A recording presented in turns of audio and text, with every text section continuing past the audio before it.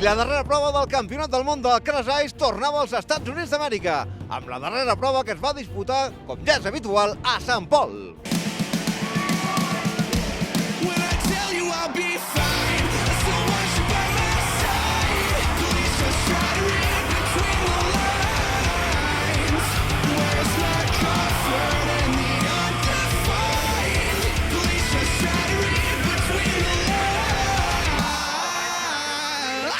El passat cap de setmana es van disputar a Saint Paul, als Estats Units, les finals de descens en patins de gel i va ser l'heroi local Cameron Nash qui va arrabassar el títol al canadenc Scott Croxall en una final d'infart després d'una llarga i esgotadora temporada.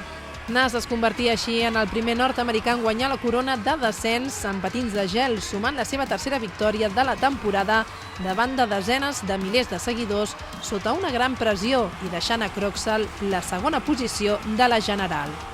El canadenc Croxall va ignorar tota la nit els fans Nash, que corejaven cants de victòria i ànims per al seu compatriota i va demostrar un gran nivell en totes les eliminatòries, forçant a Nash i ahir mateix a jugar-s'ho tot en la final. Croxall, campió vigent, s'hagués convertit en el primer en guanyar 2 campionats del món seguits si hagués vençut Nash, però no va poder ser. Nash, nascut en aquesta mateixa localitat de Saint Paul, a Minnesota, precedia Croxall només per 65 punts, però van ampliant una mica aquesta diferència durant les eliminatòries sobre aquesta pista de 360 metres. Així, en la final, tots dos s'enfrontaven amb una diferència de punts que, si bé era confortable per a Nash, no era suficient i tot estava per decidir.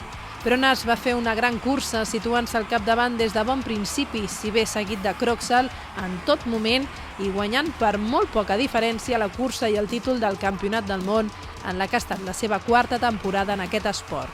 El tercer lloc va ser per al francès Tristan Dugerdil, qui aconseguia el seu millor resultat en aquest entorn d'influència francesa, mentre que Maxwell Dunn es feia amb la quarta posició, donant als Estats Units el seu millor resultat.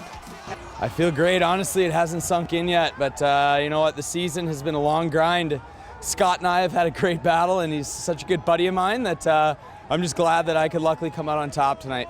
I'm pretty sure if I could have a perfect dream about the World Championship, this would be it. Final run, Nash versus Croxall.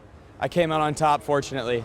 Nash i Croxall, competidors en la gran final, havien sigut companys en la prova d'equips que, juntament amb el germà de Scott, Kyle i Adam Horst, van dur el seu equip Living the Dreams a la victòria del Campionat del Món en la final que es va disputar divendres.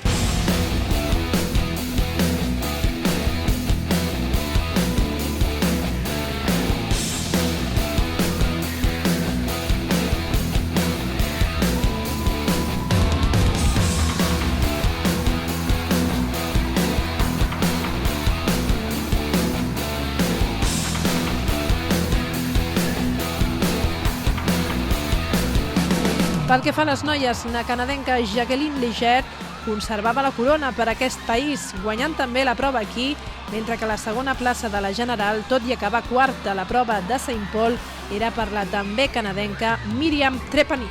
The track was very nice, very surprising with the warm weather, but it was fast, it was slick, it was smooth. Couldn't have been any better. Races were good. My first race had a very good race.